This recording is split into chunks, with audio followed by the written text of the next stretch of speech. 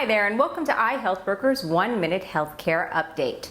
As always, if you have questions about your health insurance, you can send us a message or reach us at iHealthBrokers at 888-918-0518. There's absolutely no charge for our services, and we are licensed nationwide. And if you'd like, you can find us on YouTube, Facebook, TikTok, Instagram, and Twitter at iHealthBrokers.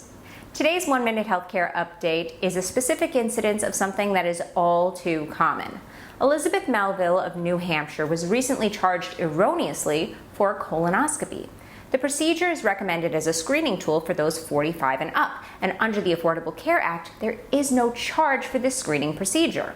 She had actually had the procedure done in the past with a $0 copay, so she was extremely surprised when she received a bill for $2,000. During the second procedure, the doctor found a small polyp and thus changed the medical billing from screening to diagnostic, resulting in the over $2,000 copay. But isn't the purpose of a screening procedure to determine if something is wrong, to see if there's anything there?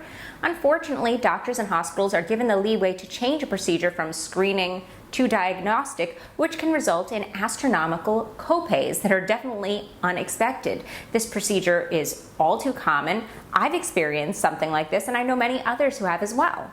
Now, luckily in this case, the story does have a happy ending. She was able to dispute the charges, and they did change the medical billing back to screening from diagnostic and reversed the charges. But the moral of the story is, please always double check your medical bills and know and advocate for your rights.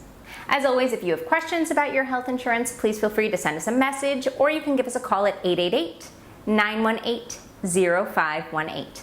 Thank you so much. Have a wonderful day. Bye-bye.